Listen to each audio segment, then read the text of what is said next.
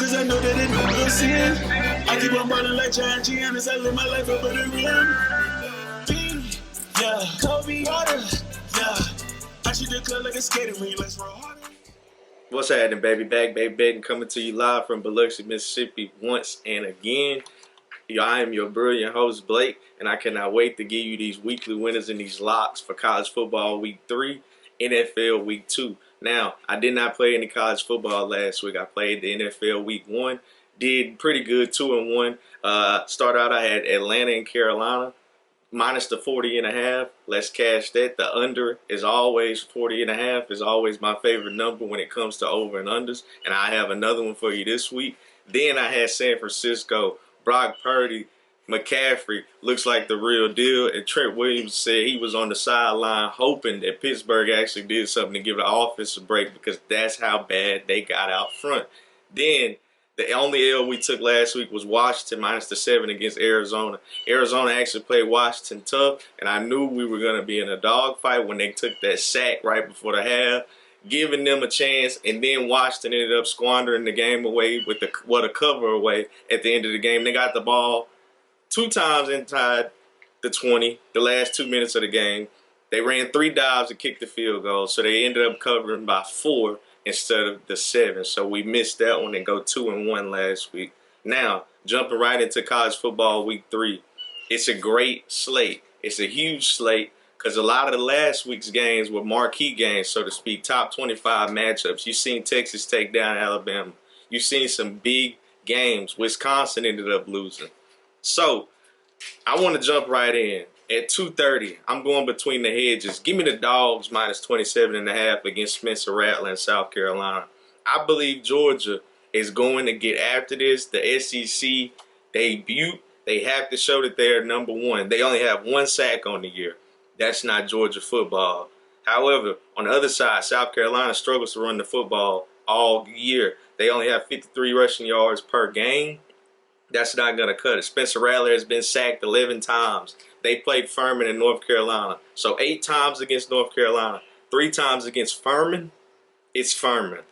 Spencer Rattler is going to be dirty, dirty, dirty, especially without a run game. And I feel like Georgia and Kirby Smart are going to get it done. So give me the Dogs minus the 27.5. And you know how we love 7s and 11s. The home team has not covered 7 times in this series. You know what that means. It's not going past 7. So I love UGA. I love UGA giving up the 27.5. So give me that at 2:30. Now, taking you to Hattiesburg, Mississippi at 3 p.m. Tulane rolls into town against USM. Tulane played a great game the first half against Ole Miss. They ended up at halftime 17-10. And then the wheels fell off in the second half. They only scored 3 points. Ole Miss's rushing attack ended up edging them out at the end because their offense could not get going. And I know Pratt was out last week. Hopefully he's back this week. And last year, not to mention, Tulane only lost 2 games. Southern Miss was one of them. They ended up going into Tulane, beating them 27-24. This is a revenge game for Tulane. Let's just really believe that Tulane is going to blow USM out. I don't think they really know what they get themselves into because last week USM was down. I know they played Florida State, but they were down 31-3 at halftime, faster than their head could spin. They ended up losing 66-13, I believe, and they've only played Alcorn before that. So Tulane, they really beat a tough opponent in South Alabama week 1. So I feel like they're more experienced, and hopefully quarterback Chris Pratt comes back, making it a much better chance for them to win this week. Now, another game, I'm going to give you a nightcap at 9:30 on CBS Sports. I'm not even going to play with it. I'm not going to talk your head off. Give me Kansas minus the 28 against Nevada. Nevada is terrible. They've only scored 20 points this entire season. They lost last week to Idaho, 33-6. They got outgained, 463 yards to 266. On the other side, Jalen Daniels in the rushing attack with Neal. I believe they'll be able to get it done, and Jalen Daniels should feel a lot much better. Chuck's picks this week in the college football, both 11 a.m. games. Iowa State going into Ohio. He likes Iowa State giving up the 2 points, and then he has Liberty minus the 3.5 going into Buffalo. He feels like Liberty should be a much better team than Buffalo. Now, NFL Week 2, here we are. Another 40.5 at 12 o'clock. Featuring Atlanta again. You know I love 40.5, so I got Green Bay and Atlanta under 40.5. Atlanta's defense last week. Yeah, I know it was against Carolina and Bryce Young. 3 turnovers, 2 interceptions, 1 fumble. That looked pretty good, and Bryce Young was pretty dirty. That D-line was getting after it, and they held them only to 10 points to get that under for us. However, on the offensive side, they only threw the ball 18 times. So if you're thinking about going against me on the under, they threw the ball 18 times for 91 yards. They're going to keep the ball on the ground and run the ball. That's what we want to see. Clock just tick, tick, tick, tick, ticking. On Green Bay side, I know they played Chicago and put up 38 points. They blew Chicago out. They always were in plus territory. Let me read these stats off to you. Green Bay's defense last week. An interception return for a touchdown. 4 sacks. 6 QB hits. 6 pass deflections. And 6 tackles for loss. They always got the ball in plus territory. It's not like their offense was just lighting it up. Despite the outlier touchdown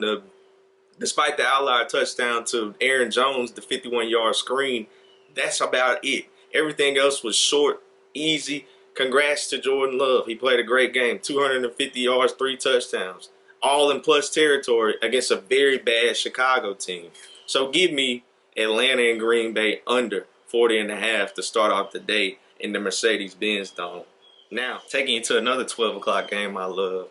Seattle taking you to Ford Field against Detroit.